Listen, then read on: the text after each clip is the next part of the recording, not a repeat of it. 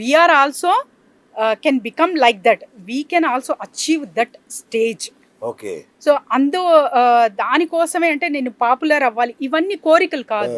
ఆ స్టేజ్ని ప్రతి ఒక్క మనిషి ఎక్స్పీరియన్స్ చేయొచ్చు. ఓకే. ఇది సాధ్యమే ప్రతి ఒక్కరికి. But you have the complete dedication. When you have the complete dedication అంటే వాళ్ళ లైఫ్ ఎలా ఉంటుందంటే సార్, మటీరియలిస్టిక్ లైఫ్ కానివ్వండి, స్పిరిచువల్ డివైడ్ చేసి చూస్తాం. No, life should be one in a spiritual path. మనం పని చేస్తున్నామా, అందులో కూడా స్పిరిచువాలిటీ. మనం మాట్లాడుతున్నామా, అందులో కూడా spirituality. When you align with that, ప్రతి ఒక్కటి కూడా అలైన్మెంట్ ఉంటుంది కాబట్టి ఆటోమేటిక్గా హ్యూమన్ బీయింగ్ ఆ స్టేజ్కి రీచ్ అవుతారు. మనం ఇప్పుడే చూస్తున్నాం, సర్టెన్ గురూస్ మాత్రమే మనం యూట్యూబ్ త్రూనా లేకపోతే ఇన్ఫర్మేషన్ త్రూనా చూస్తున్నాం, కానీ చాలా హ్యూమన్ బీయింగ్స్ ఇప్పటికీ ఉన్నారు భూమి పైన, యూనివర్స్లో ఖచ్చితంగా ఉన్నారు. They are elevated, they reached that level. ఇంకొకటి కూడా విన్నాను నేను, అంటే వైద్య శాస్త్రంలోకి ఈ వ్యాధి నయం కాదు, ఈ జబ్బుని ఏం చేయలేము అని చెప్పిన వాటిని కూడా ఈ యొక్క షట్చక్రాలని మేల్కొలిపి మన క్వాంటమ్ థెరపీ ద్వారా నయం చేయొచ్చు అని విన్నాను. నిజంగా సాధ్యమండి అది?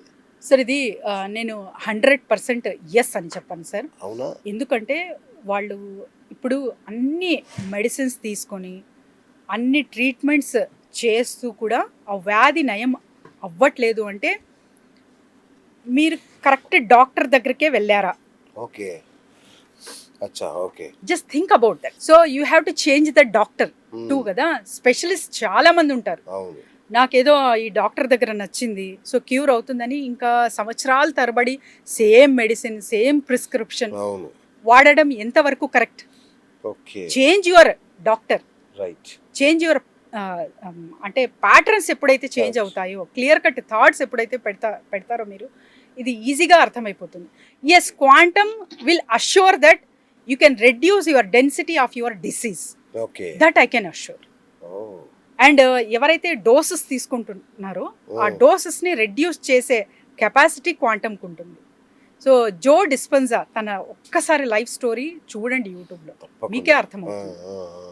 అసలు అంటే వేస్ట్, పరమ వేస్ట్, ఇంకా అయిపోయింది, బెడ్ రిటర్న్ అన్న person he is ruling the world through the quantum. ఎలా సాధ్యమైంది? మీకు ఆ బ్రెయిన్ కెపాసిటీ, ఆ బ్రెయిన్ వేవ్స్, లెంత్, పవర్ ఇదంతా కరెక్ట్ ఎగ్జాక్ట్గా అలైన్ అయ్యాయి అంటే ఖచ్చితంగా you will also see the results. And చాలామంది సార్ చిన్న ఏదైనా ఇన్సిడెంట్కి బాధపడి డిప్రెషన్స్లోకి వెళ్తుంటారు. చాలామంది డిప్రెషన్ కాదండి, చిన్న చిన్న వాటి సూసైడ్ చేసుకుంటున్నారు. కానీ చాలా వరకు ప్రాబ్లమ్స్ ఫేస్ చేస్తూ కూడా, బాధపడుతూ కూడా అలానే లైఫ్ లీడ్ చేస్తూ ఉంటారు. How? The bearing capacity. Okay. So the fittest of the survival అంటారు కదా, ఎవరైతే ఫిట్టెస్ట్గా ఉంటారో వాళ్ళే సర్వైవ్ చేయగలరు. So when your mind is a strengthen, you can face anything.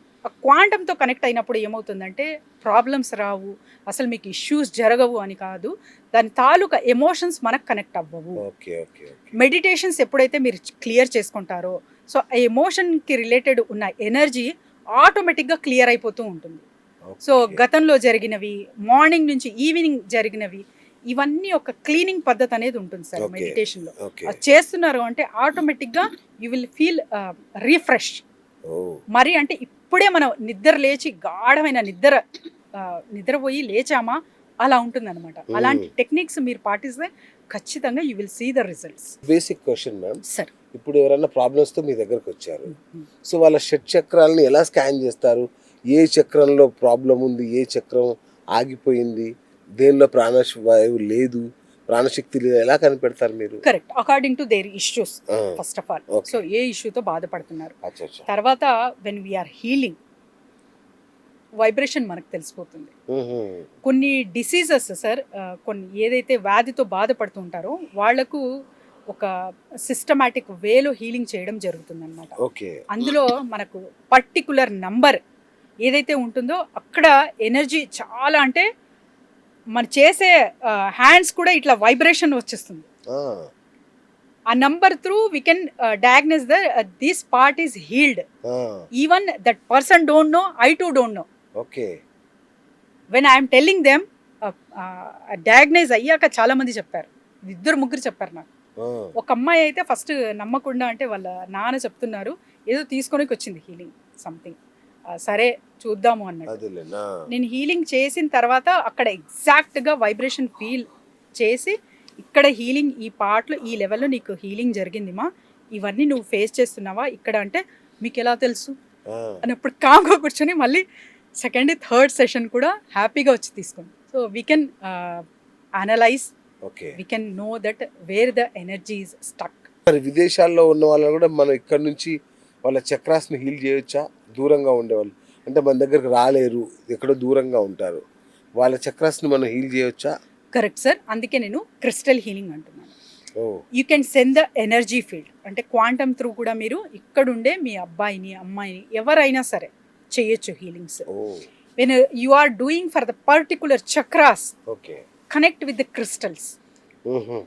Crystal through కూడా మనం ఎక్కడైనా ఉన్నవాళ్ళు, సో ఆన్లైన్ త్రూ అండ్ వాళ్ళు మనకు అంటే కనెక్షన్ లేరు, వాళ్ళని కూడా హీల్ చేసే కెపాసిటీ క్రిస్టల్ త్రూ మనము తీసుకురావచ్చు.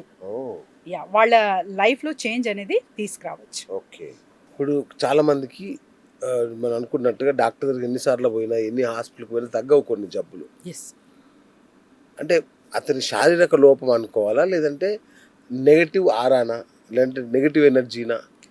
This is comes under doubt sir.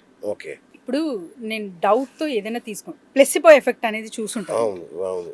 So అందులో జస్ట్ మందు ఇవ్వకుండా ఒక షర్ట్ బటన్ ఇస్తేనే తగ్గిపోతుంది ఒక పెద్ద మనిషికి. సో ఇవన్నీ ఎక్స్పెరిమెంట్ చాలా చాలా సెలైన్ వాటర్ కానివ్వండి, ప్లేన్ వాటర్, ఇవన్నీ ఎక్స్పెరిమెంట్స్ చేశారు. This all comes under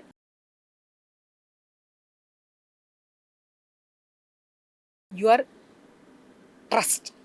from your trust and mind clarity through కూడా మీకు ఇది జరుగుతుంది. ఎంత కెపాసిటీ నమ్మకం పైన పెట్టగలరు. So doubt when you are in a low frequency, doubts అనేవి, సో మీరు చాలా వరకు అసలు ఇంకా ఏదైనా సరే మనుషుల పైనే కాదు, వస్తువు పైన కూడా, చేసే పదార్థం పైన కూడా ఇది కరెక్టేనా, ఇందులో కరెక్ట్ న్యూట్రిషన్ ఉన్నాయా, ఇదంతా అంటే ఒక ప్లాస్టిక్ అని వింటాం, రైస్, వన్ డే రైస్ కూడా ప్లాస్టిక్దే అయి ఉంటుంది అనే అపోహ చాలా మంది ఆడవాళ్ళకు ఉంటుంది. అంతే కదండి. సో అదేదో యాడ్ చూసారు, but that is not true. ఎక్కడో ఒకటి జరిగింది కాదనట్లే, కానీ దట్ ఈస్ అంటే అది ప్రతి ఒక్క చోట జరుగుతుంది అని కాదు కదా, ఎక్కడో మాకే జరగవచ్చు కదా అని వాళ్ళ బాధ. అది ఎందుకు ఫీల్ అవ్వాలి? ఓకే, అవసరం లేదు, జస్ట్ ఫీల్ ఫ్రీ. మీరు అది జస్ట్ ప్లాస్టిక్ ఉన్నా కూడా ఒక నమ్మకంతో తీసుకుంటున్నారు అంటే ఆ ప్లెసిబో ఎఫెక్ట్ ఒక్కసారి గుర్తు చేసుకోండి. ఓకే.